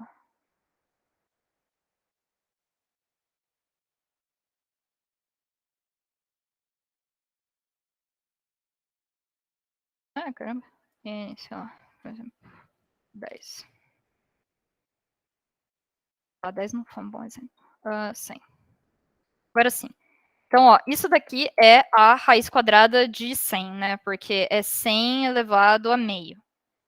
Aí, isso daí era um macete que ele tinha falado, né? Que você não precisava verificar todos os divisores até você chegar no próprio número. Se você olhasse só do 2 até o próprio número, até a raiz quadrada do número, você olhava todos os possíveis divisores. Então... Flávia, isso é verdade. Sempre que eu pego para checar número primo, eu faço isso meio que sem querer, intuitivamente. Nossa, agora que eu percebi. Então isso daí é uma sacada que tem, né? Então, o que esse range está fazendo é gerando todos os números de 2 até a raiz quadrada do número. E aí, para cada um desses números, ele vai vendo se for divisível, né? Se o resto da divisão do número por divisor for 0, aí ele não é primo. E aí aqui, né, ele verificava flag, if primo, ele dá print primo, else composto. A gente pode pegar e jogar esse código aqui dentro de uma função, né? Então, ó, vejam que ele fez nada mais que pegou e jogou isso daqui, essa coisa que faz o teste. nessa função testa primo, que recebe um número n. E aí aqui no nosso programa, ele pegou e falou, escreve o número positivo, if testa primo de n primo else composto. A gente pode usar isso daqui porque a função testa primo dá return daquela flag, né? Então, ó, se primo tiver com true, testa primo vai retornar true. E aí ele vai dar if testa primo, vai dar verdadeiro, ele vai imprimir aqui. Aí, né, a gente vê que a gente talvez nem precise daquela flag mais, né? Então, ó, vejam que o passo desse daqui para o próximo é que ele vai pegar essa flag primo e vai transformar nisso, na verdade, num return, né? Ó, porque eu tô aqui testando o meu primo e vou, né? Tô testando cada um daquela lista lá. E aí, se o resto da divisão for igual a 0, eu já posso retornar a minha função. Então, ó, uma vez que roda o return, eu paro a função, né? Então, é parecido com aquele break lá. O break ia parar o for, e aí ele ia dar return do que estava no primo.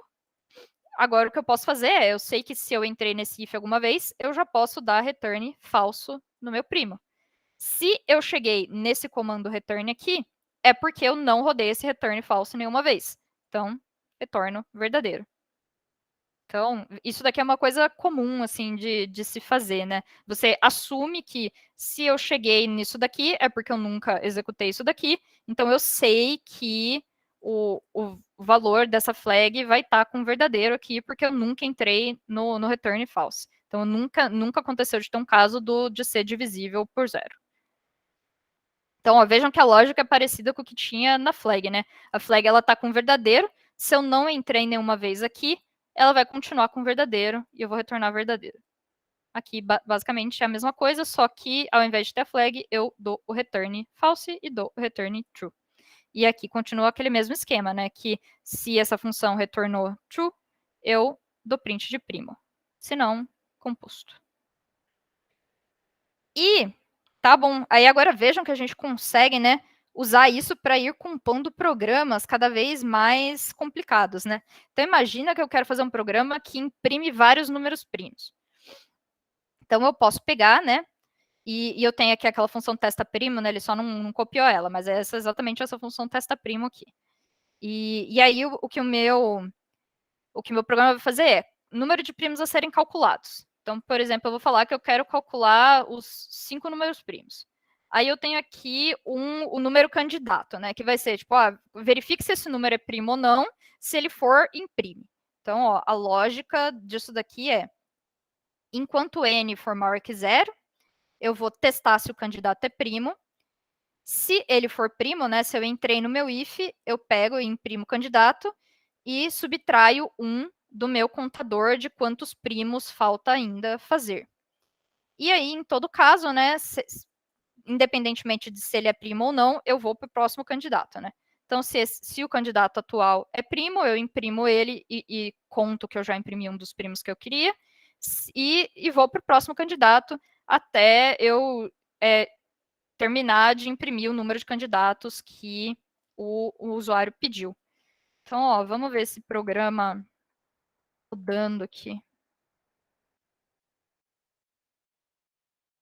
E vejam, né, que aí ficou uma coisa legal, porque a minha função testa primo já estava ali implementada. Então, agora no meu programa, né, eu não preciso mais me preocupar com como é que eu faço para descobrir se um número é primo ou não. Isso daí é problema da função testa primo. A gente já... Ó, então, vejam aqui que a indentação está tudo dentro da função testa primo. Esse return false está dentro desse if. Esse if está dentro desse for. E esse return true está fora do for.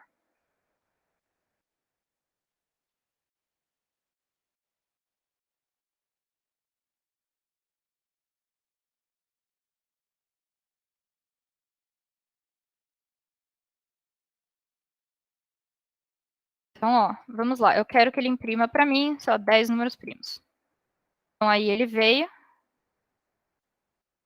Ele vai começar no candidato 2, vai testar se 2 é primo, imprimiu, falou que já imprimiu 1.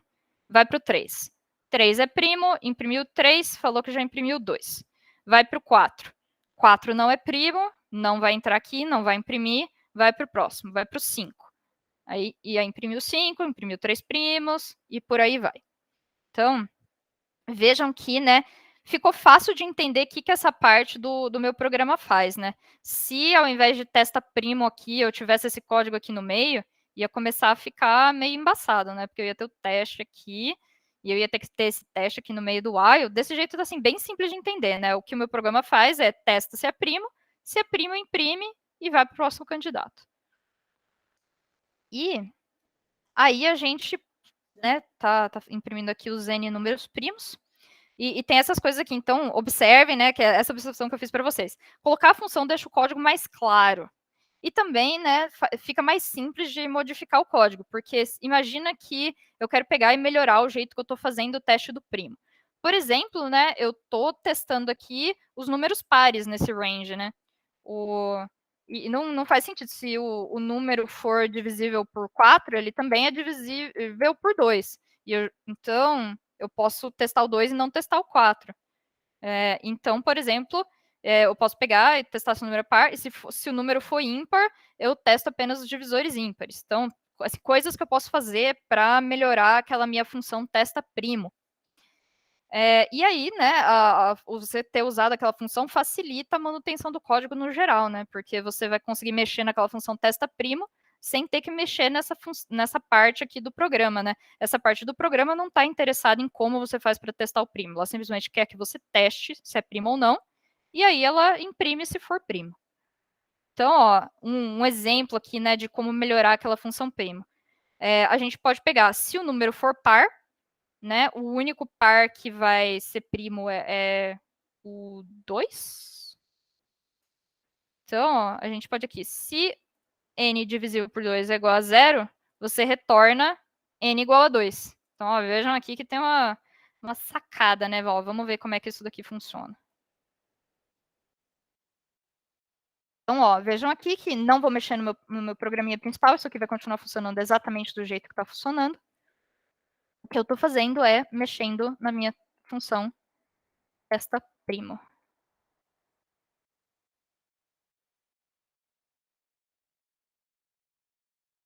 Ok?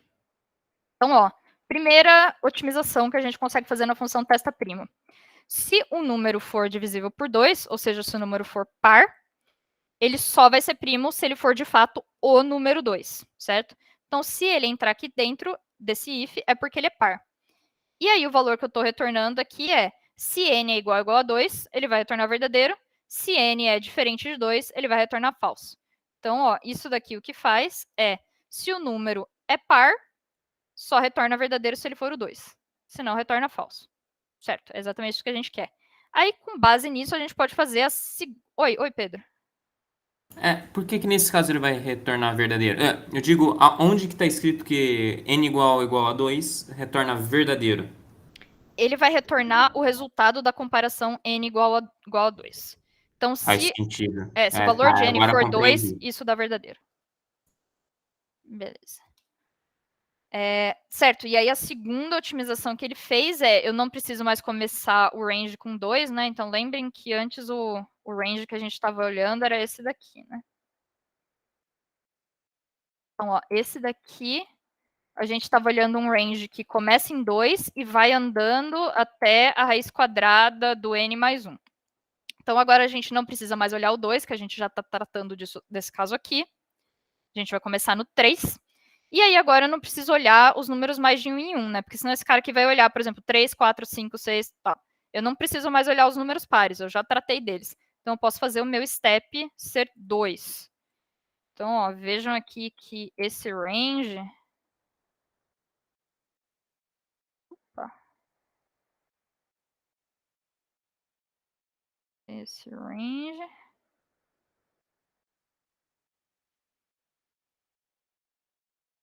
Espero que eu não tenha perdido o programa. Aqui vamos colocar aquele 100 lá do exemplo.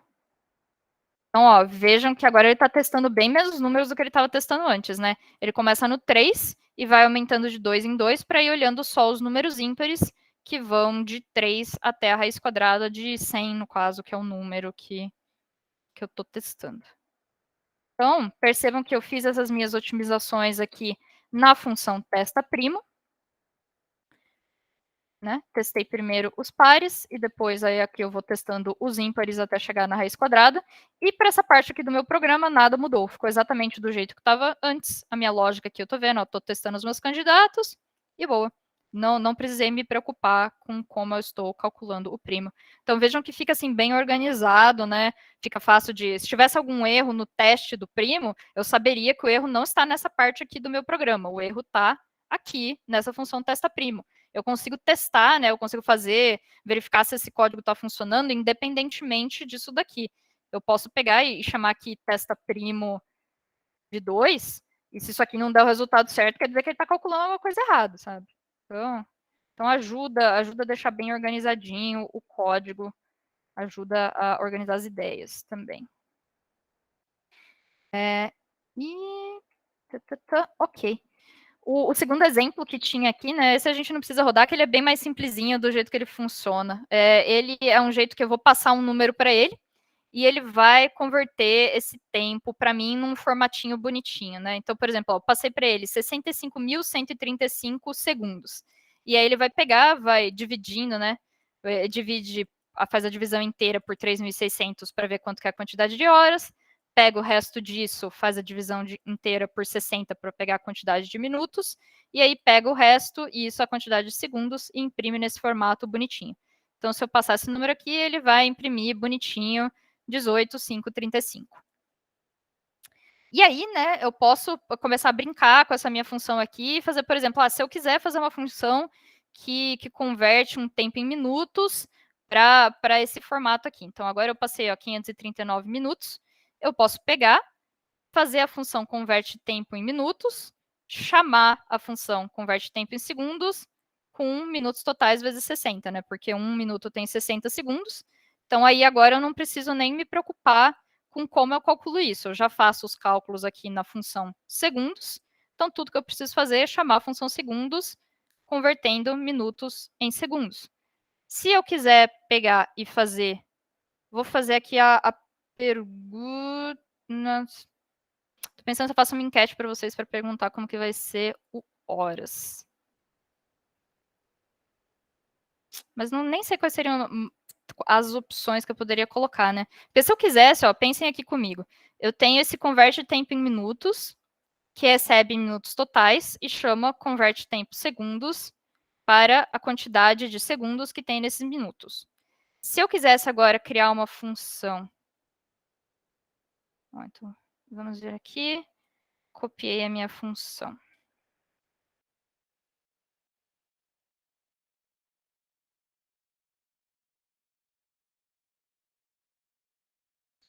Aqui uma função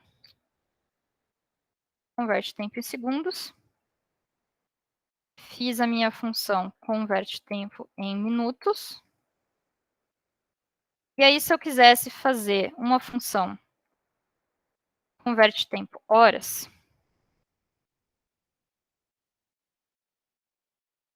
que aqui eu tenho horas totais, eu precisaria seguir a mesma lógica que eu tenho aqui, né? Eu chamo converte tempo em minutos e passo horas totais vezes 60, porque eu tenho 60 minutos em 1 hora. Então, isso daqui vai chamar converte tempo minutos. Isso daqui vai multiplicar de novo por 60, vai chamar converte tempo segundos. E aí o converte tempo segundos sabe fazer a formatação bonitinha do jeito que eu quero. Então, veja que ficou assim, bem reaproveitável esse código, né? Se eu precisasse fazer alguma modificação na formatação, que nem agora eu quero escrever assim, hora. Simplesmente, né, mexer aqui em um único lugar. Se eu não tivesse as funções, eu ia ter que ficar copiando tudo isso daqui várias vezes para fazer cada um desses cálculos. Então deixa o programa bem organizadinho. Alternativamente, né, em vez de chamar converte tempo em minutos aqui, eu posso chamar direto por exemplo, eu chamo converte tempo segundos de horas totais vezes 3.600. E aí eu não passo por esse passo aqui de chamar o converte minutos, eu já chamo direto o converte segundos Então, poderia fazer desse jeito também. E vai ter o mesmo resultado.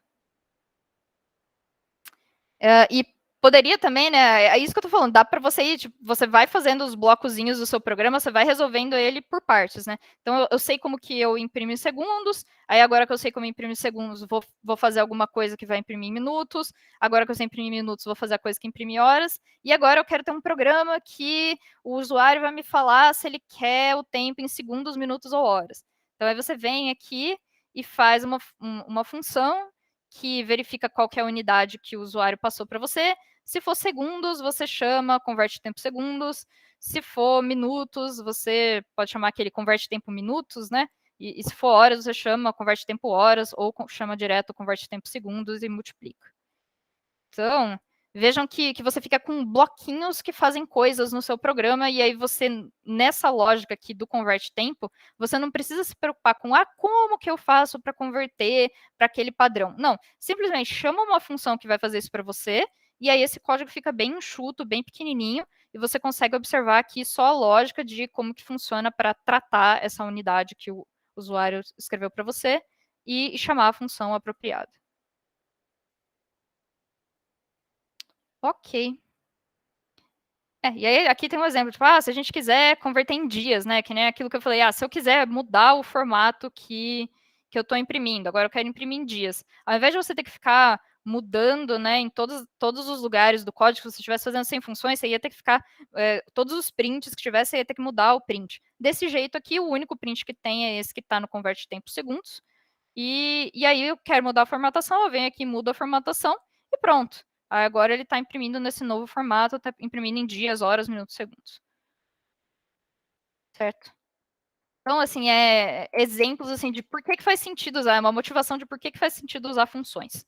Porque, a princípio, pode parecer que está colocando uma dificuldade extra no seu programa, mas, na verdade, o que está fazendo é ajudando você a organizar tanto o jeito que está o seu código, quanto o jeito que você está pensando. Às vezes, imagina que você não sabe, por exemplo, como que você faz a conversão, mas você sabe o que você quer nessa parte do programa aqui. Então, começa por essa parte do programa aqui e fala, vou ter uma função que converte para mim. Você só coloca lá, coloca a definição dela e implementa ela depois, quando chegar nessa parte, resolver o problema, sabe? Então, isso ajuda você a ir quebrando a ideia e quebrando o pensamento e permite que você deixe as coisas mais organizadas e faça as coisas tanto na sua cabeça quanto no código. Eu acho que o mais importante é isso, ajuda a organizar os pensamentos na sua cabeça. À medida que vocês começarem a usar isso, vocês vão ver que faz sentido. Então, isso daqui é o que eu vou passar por hoje. A aula que vem eu vou deixar só com os exercícios. Então, é legal participar da aula que vem, exatamente para vocês poderem fazer, me mostrar os exercícios de vocês, assim eu pego quais são as dúvidas e faço uma revisão mais pontual das coisas que vocês estão precisando. Quem quiser ir almoçar, então, estão liberados. Boa sorte na prova para quem vai ter prova na quinta-feira. E boa sorte no laboratório amanhã. Também tragam dúvidas se vocês tiverem.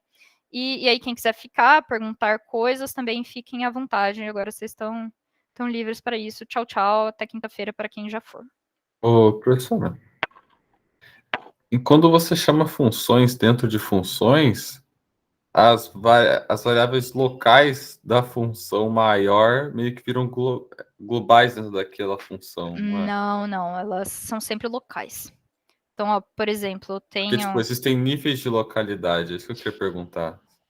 Sabe, quando você chama uma função dentro de uma função, a função que você chamou, ela tem variáveis locais em relação a da função maior? Queria saber como é que funciona. Então, vamos ver um exemplo aqui. Estou declarando todas as funções, tem uma variável que se chama segundos.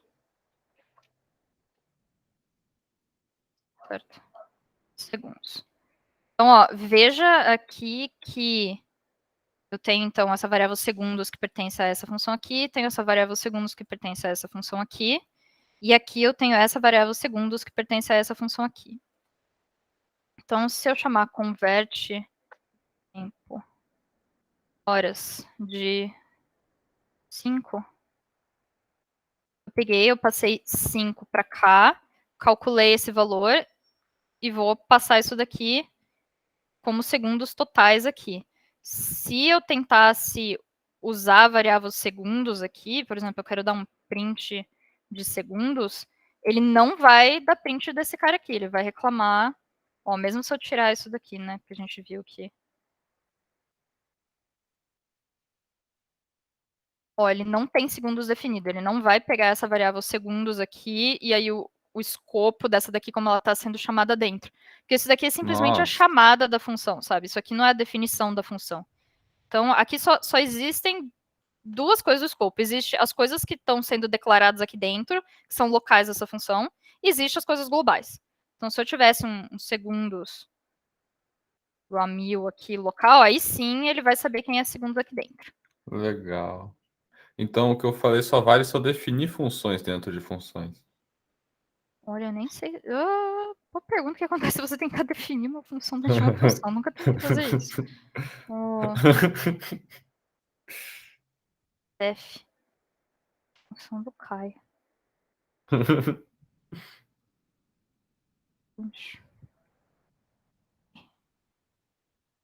Aí você pega e chama. Gente, o que será que vai acontecer com isso aqui? Eu não faço a menor ideia. Aí você quer fazer sem função do Caio. Ok. Ele deixa. Ele ficou feliz. Aí, se eu quiser, então, aqui vir e dar print de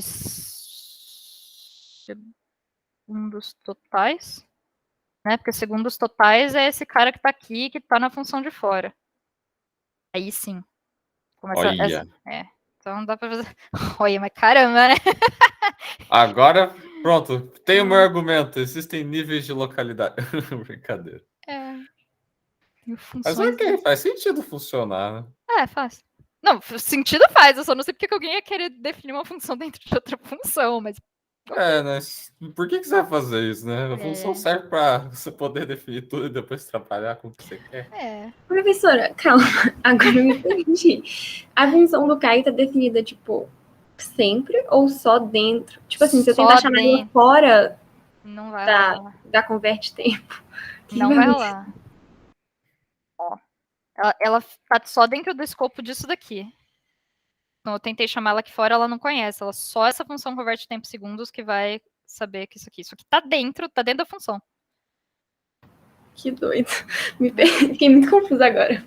Então, a questão de escopo é isso. Existe tudo que está dentro dessa função def aqui, existe o que está fora, o que assim, não está dentro de função nenhuma e está no escopo global, sabe? Então, se eu estou dando esse def aqui dentro, a hora que eu sair dessa função aqui, esse def morreu, sabe? Ele não... É meio... Ó, talvez fazendo um desenho ajude. Eu tenho... Cadê? Ô, Flávia, e se você definir a função do Caio fora, daí... Sabe? Então, ó, vamos... partes. Então, ó, converte tempo segundos. E aí eu tenho aqui dentro.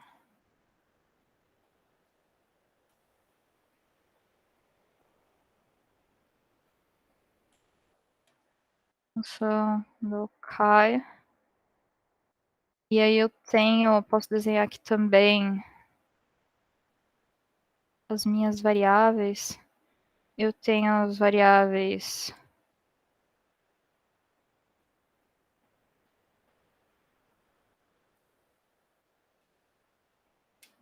horas. Então, peraí, eu vou colocar aqui a variável segundos, né, que é a que a gente estava usando. Então, ó, nessa hierarquia de coisas que eu tenho, tanto função do Caio quanto segundos estão dentro dessa função converte tempo. E aí eu tenho o meu escopo global tá aqui em cima. Eu tenho aqui global.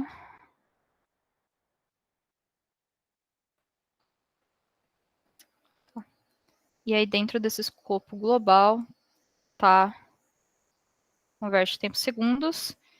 e tá aquelas chamadas que a gente tinha ali, né? Então, ó, aquela chamada ali de... Vou colocar chamadas de roxo, por exemplo. Eu tenho aqui, converte tempo horas de 5.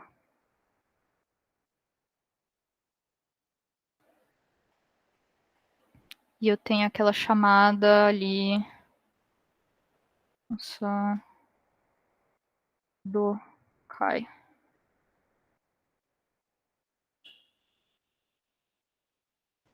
Então, ó, vejam que eu não tenho um caminho que tá para cima, sabe? Eu teria que...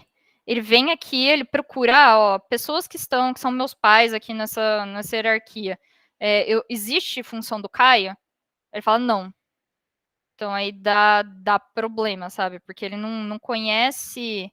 Ele não conhece... Ó, mas agora, se eu quisesse vir aqui e fazer a chamada de converte função do Caio aqui dentro... Ó, não, é função do Caio. Função do Caio. Aí essa chamada tá pertencendo...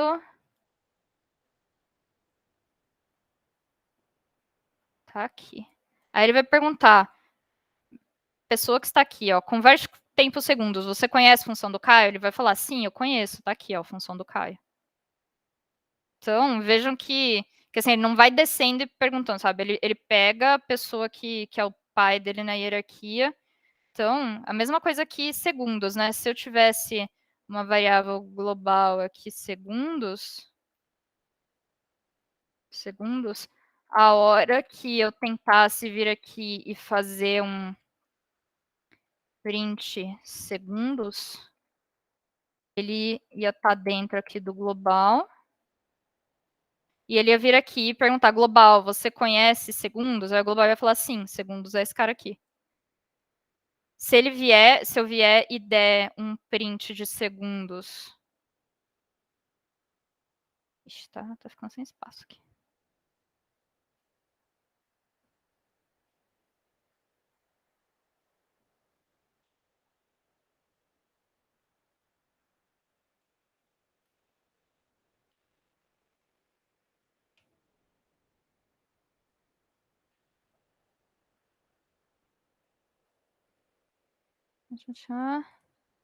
Se eu vier aqui e fizer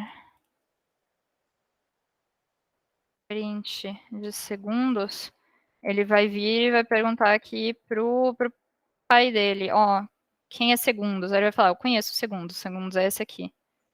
Então, vejam que as coisas funcionam meio assim, sabe? Elas perguntam, tipo assim, escopo onde eu estou, você conhece essa coisa? E aí se conhece. Fez mais sentido agora?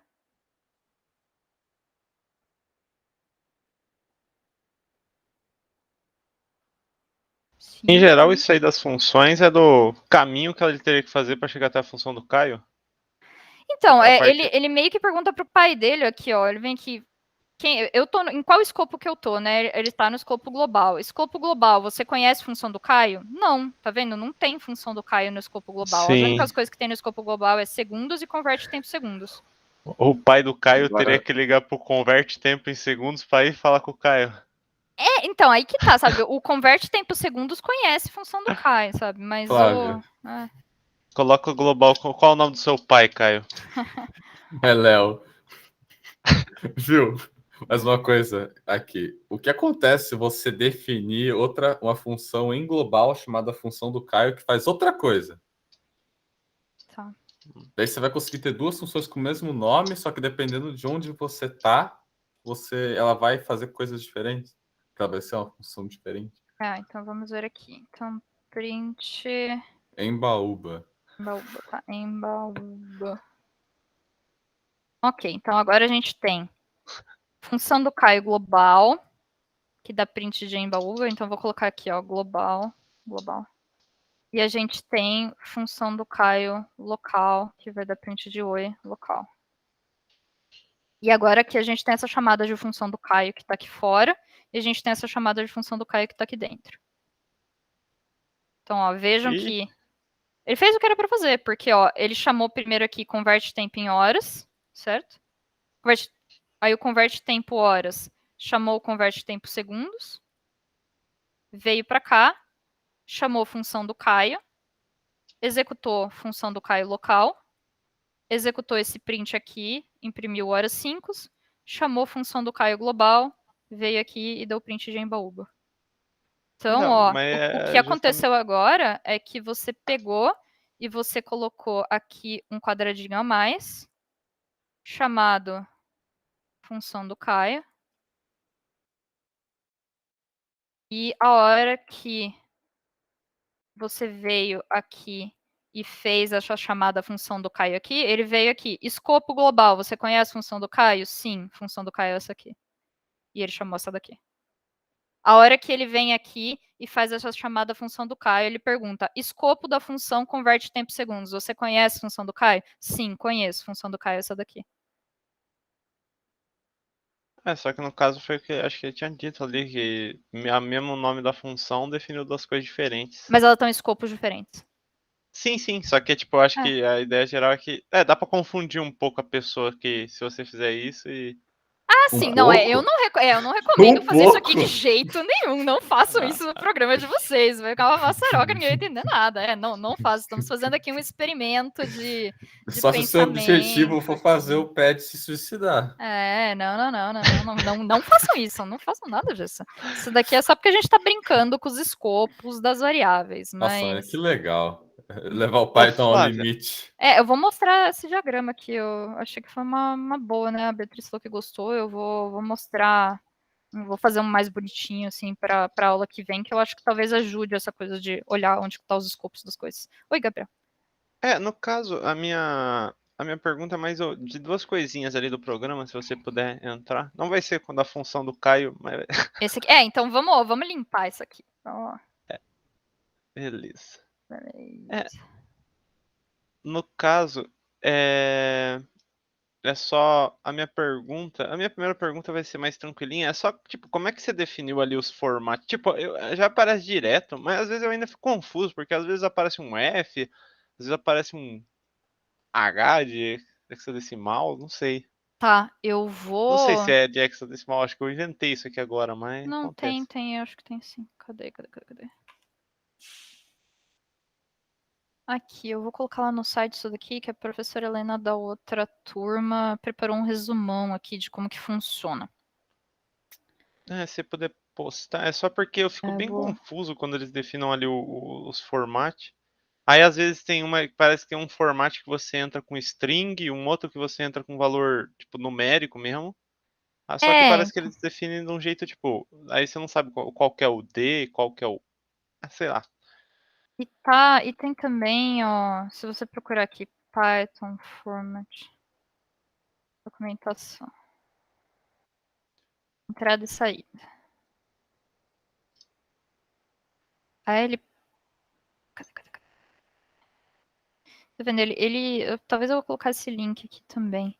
Que aí ele imprime... Será que ele tem uma listinha bonitinha só do resumo de como são os formatos? Eu acho que tem num site que... naquele W3 School, alguma O coisa assim. W3 Schools costuma ter bastante... Mas é porque acho que documentação é que ele não tá identificando.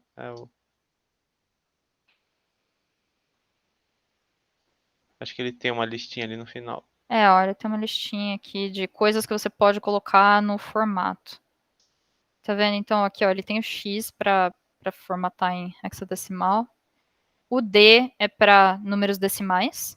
O Então, F no caso, é para números de ponto flutuante. ali o nosso, a gente tá trabalhando com 2 números decimais, certo? Tipo, Então, ó, aqui o nosso que a gente quer é escrever 3 números decimais separados por 2 pontos, né? Porque a gente vai querer escrever hora nesse formato aqui, né? Ó, 05, 2.00, 2.00. E no caso, se a entrada for, por exemplo, 17 ou 20, ele vai colocar o 20... Nas horas aqui. Isso. No caso ali, esse formato, a única coisa que ele tá fazendo é para... Se a entrada tem se for entre 1 até 9, ele vai colocar o 0 na frente, né? Então, exatamente, isso. Esse 02 aqui significa que ele vai escrever esse número decimal com 2 números e colocar zeros à esquerda. Então, por exemplo, se eu colocasse aqui 3, Ia aparecer aí, ó, 0, é isso. 0,17. Beleza? Beleza. E também, agora é um pouco. Eu não sei se. Acho que talvez fique até melhor na próxima aula, não sei como é que você vai achar. Mas é só de explicar. Essa função do converte tempo em segundos é aquela primeira mais geralzona que a gente fez. E o que a gente fez aí foi a converte em minutos. Ela vai, tipo, gerar um valor e vai jogar para converte segundos totais? Converte segundos? Eu não entendi direito. Tá. Converte tempo minutos vai chamar converte tempo segundos. Uhum. Só que aí, por exemplo, né? Se eu pegasse e quisesse, né? Por exemplo, eu coloquei aqui converte tempo minutos de 65, por exemplo. E aí, ó, o que isso aqui vai. Ó, então, eu converti tempo minutos, 65, ele deu 1 hora e 5 minutos, certo? Que era o que eu Certo. queria que ele Então, fizesse. Beleza. Então, ó, beleza. chamei converte tempo minutos. Converte tempo minutos, 65. O que ele vai fazer? Ele vai ver quantos segundos tem num minuto. Então, ele vai fazer essa conta. Ele vai fazer 65 vezes 60. Vai calcular quantos segundos tem no minuto. Acho que agora eu entendi. Ele vai, desses segundos, aí ele vai jogar na função que a gente já tinha Isso, definido. Em vez da gente exatamente. ficar definindo várias vezes. Isso, exatamente. Ah, beleza, beleza. Então eu peguei sim a ideia. Tranquilo, tranquilo. Ok, obrigado. Agora eu tava com uns nó na cabeça, não sei porquê, mas agora ficou certinho. Agora resolveu. Legal, beleza. Beleza. Obrigadão, viu? Boa semana, até quinta. Boa semana. Beleza, até quinta. Valeu. Até mais, pessoal. Até mais. Tchau. Tchau, tchau. Fechar a gravação. Só parar a gravação aí, não sei. Tô parando aqui. Então Beleza. você aqui. Tchau. Tchau, Obrigado. tchau.